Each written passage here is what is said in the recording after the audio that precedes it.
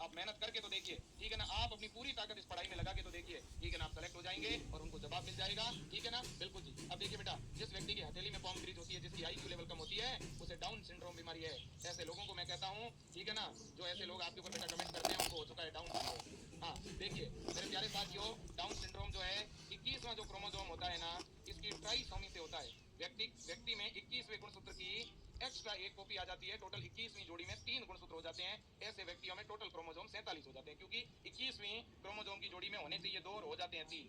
याद रखना, Klinefelter syndrome जिसको हो गया है उसमें एक एक्स क्रोमोसोम एक्स्ट्रा आ जाता है, याद रखना, है ना। टर्नर सिंड्रोम में एक एक्स क्रोमोसोम की कमी हो जाती है, इसलिए उसमें एक्स 0 रह जाता है।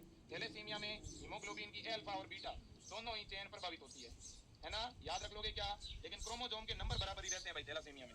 ओके बिल्कुल जी, बहुत ही बढ़िया, बहुत ही बढ़िया। Which of following function is carried out by cytoskeletal in a cell? निम्नलिखित में से कौन सा कार्य कोशिका के साइटोपंजर के द्वारा किया जाता है। बहुत अच्छा क्वेश्चन है। साइटोस्केलेटल, हमारे कोशिका के अंदर साइटोस्केलेटल कौन बनाता है भाई, बताओ इसका क्या काम है। Nuclear division, protein synthesis, motility and transportation. Motility कह दो, मूवमेंट कह दो, एक ही बात है ना। गति कह दो, चलन कह दो, गमन कह दो, एक ही बात है। हाँ जी, परिवहन कह दो, स्थानांतरण कह दो, ट्रांसफर कह दो, जो भी कहो। बताओ देखिए कौन सा सही है भाई। हाँ अंचल जी, अमीषा जी, जल्दी बताओ बेटा। हाँ बिल्कुल सही है बेटा। आप अपना जो आपने टारगेट बना रखा है कि मुझे मेरा सिलेक्शन लेना है, आप उस पर फोकस हो जाइए। बहुत सारे लोग हैं आपको डिस्ट्रैक्ट करेंगे, आपको पढ़ने से कहीं ना कहीं वो अलग अलग एक्शन अपने लोगों का क्या है काम, नेगेटिविटी फैलाना, गंद फैलाना।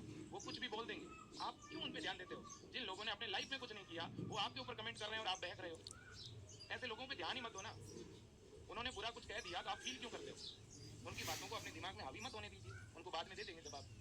किसी से अपनी स्टडी के लिए बहस मत कीजिए, आप केवल अपनी स्टडी पे ध्यान दीजिए।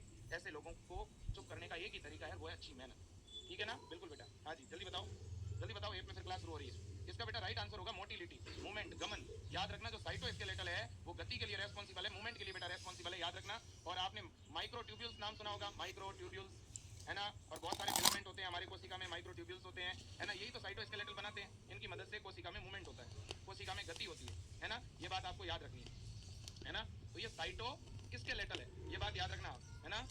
हाँ, एंडो स्केलेटल नहीं है। हाँ, अब एक लास्ट क्वेश्चन और कराना चाहता था मैं, कहाँ गया वो क्वेश्चन, कहाँ गया बाबू। ये रहा। हाँ जी, how many different protein does the ribosome consist of.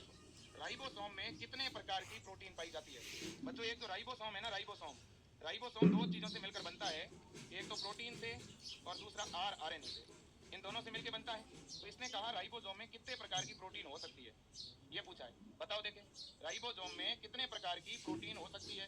जल्दी बताओ बेटा, जल्दी बताओ फटाफट, कितने टाइप की प्रोटीन हो सकती है। ये तो आपको याद रखना पड़ेगा बेटा।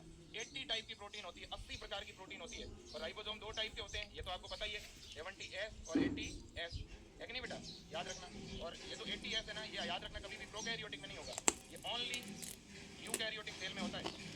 और ये 70S, ये तो प्रोकैरियोटिक में भी होता है, यूकैरियोटिक में भी होता है, दोनों में ही होता है। ओके बिल्कुल, बहुत ही बढ़िया। तो अब आज का जो सेशन है वो मैं कंप्लीट कर दूं, अगर आप बोलो तो कर दो सर। तो ये लास्ट क्वेश्चन है, इसके साथ कंप्लीट कर रहा हूं। Which one of following common sexually transmitted disease completely curable when detect early and treated properly.